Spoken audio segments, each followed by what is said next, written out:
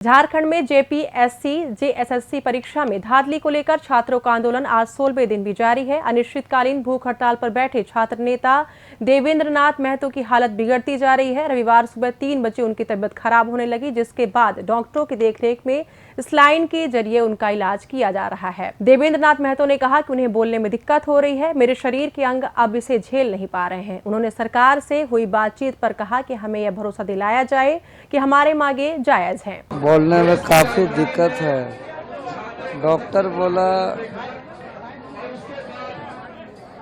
Sugar BP सब लो है और पूरा बॉडी डिहाइड्रेट हो गया है।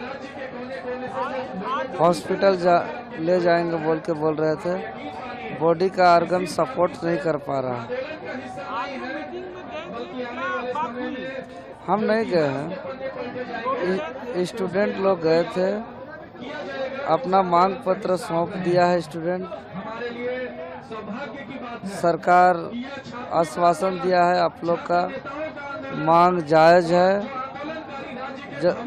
इस पर विचार कर रहे हैं बोले थे। जेएलकेएम सुप्रीमो और डुमरी विधायक जयराम महतो भी छात्रों के आंदोलन और उनके मांगों के समर्थन में रविवार को पुराने विधानसभा परिसर में 1 दिवसीय निर्जला उपवास पर बैठ गए हैं।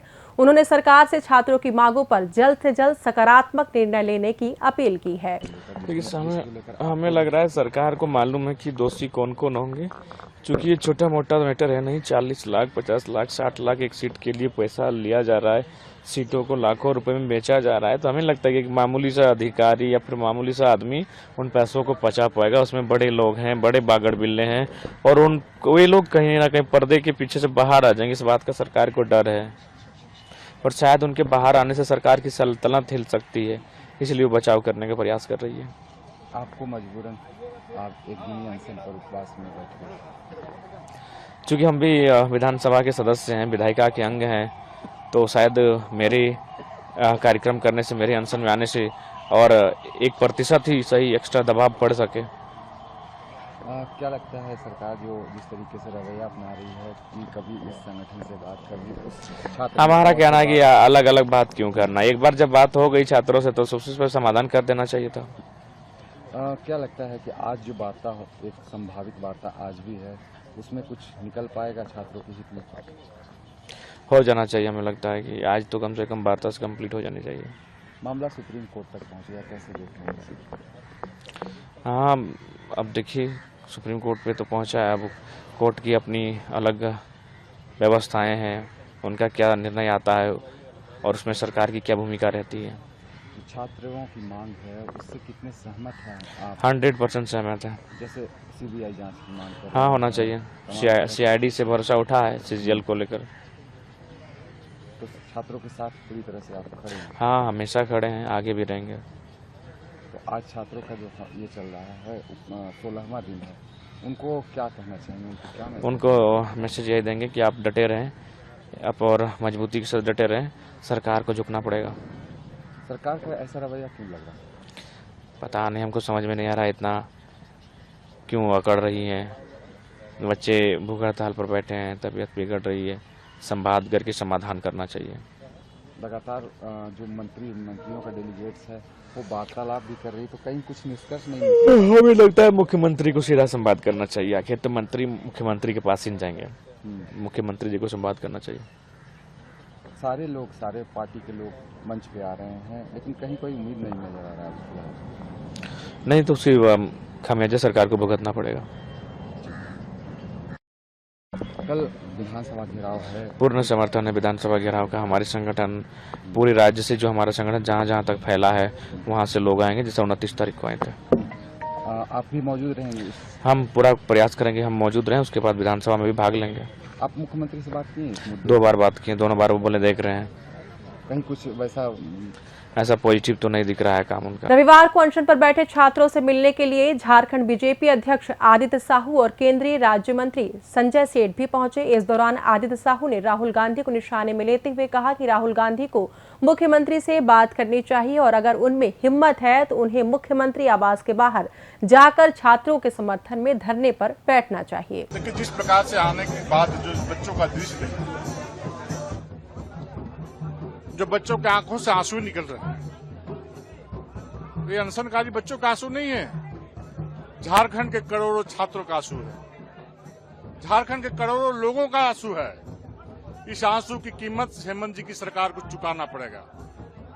जिस प्रकार से देख रहे हैं कि हेमंत सोरेन की सरकार छात्रों के साथ अन्याय और अत्याचार और राजनीति करने का काम कर रही है। परसों से सुना है कि ऐसा का पंडाल लग गया, झारखंड छात्र मोर्चा का पंडाल लग गया, एनएसयूआई का पंडाल लग गया। ये 15 दिन तक कहां सोए हुए थे, क्यों नहीं अनशन पर बैठे थे? झारखंड में छात्रों के साथ झारखंड मुक्ति मोर्चा और कांग्रेस राजनीति करना चाहती है। झारखंड के छात्र और झारखंड के लोग समझ रहे हैं इस आंसू की कीमत तो झारखंड मुक्ति मोर्चा और कांग्रेस को चुकाना ही पड़ेगा। इधर अब प्रोटेस्टर्स को आशंका है कि उनका आंदोलन खत्म करने के लिए सरकार देवेंद्र नाथ महतो को धरना स्थल से हटाकर अस्पताल ले जा सकती है, जैसे सोनम वांगचुक के साथ किया गया था। आज हमारा भूख हड़ताल का 7वां दिन है और मैं प्रेम नायक कोडरमा झारखंड से हूँ। मेरे बगल में महेंद्र प्रसाद जी है, मेरे इस बगल में कुश महतो जी है। ये दोनों का भी स्थिति नाजुक है। रात को डॉक्टर की टीम बार बार आ रही थी। रात को देवेंद्र नाथ महतो जी को भी उठाने की कोशिश की गई और प्रशासन की जिस तरह से रवैया देखा जा रहा है तो कहीं ना कहीं देवेंद्र दादा को उन लोग उठाना चाहता है और जैसा मुझे लगता है कि वो लोग उठा करके चाहता है कि इस आंदोलन को देवेंद्र बाबू जब उठ जाएंगे तो उनको हॉस्पिटल ले जाकर किसी तरह दिस दैट जैसे सोनम वांगचुक जी को किए वैसे करके फिर हम इस आंदोलन को दबाएंगे, क्योंकि उन्हें पता है कि जब तक देवेंद्र नाथ जी डटे रहेंगे यहाँ पर आंदोलन तेज होगा और भीड़ भी हमेशा बढ़ती जाएगी। बहरहाल रविवार को छात्रों से सरकार के बीच तीसरी बातचीत हुई। 6 लोगों की टीम सरकार से बात करने पहुंची है। हालांकि शुक्रवार और शनिवार को हुई 2 राउंड की बातचीत बेनतीजा रही। झारखंड के छात्र अपनी मांगों से कंप्रोमाइज नहीं कर रहे हैं। सीबीआई जांच, फास्ट ट्रैक कोर्ट का गठन, टीडीपीएल को ब्लैकलिस्ट करने और जेपीएससी जीएसएससी से उन अधिकारियों को हटाने की मांग कर रहे हैं जिन पर भ्रष्टाचार के आरोप हैं। अब देखना होगा कि रविवार को इस तीसरी बातचीत के बाद सरकार और छात्रों के बीच कोई समाधान निकलता है या नहीं। फिलहाल छात्रों का आंदोलन 16वें दिन भी जारी है और देवेंद्र नाथ महतो की बिगड़ती तबीयत ने इस पूरे मामले को और गंभीर बना दिया है। छात्रों का साफ कहना है कि जब तक उनकी मांगों पर ठोस और लिखित कार्रवाई नहीं होती तब तक उनका आंदोलन जारी रहेगा। शब्दसाची इस मामले से जुड़े अहम अपडेट्स आप तक पहुंचाता रहेगा। आपको अपडेट मिलते रहे इसके लिए चैनल को सब्सक्राइब जरूर करें। धन्यवाद।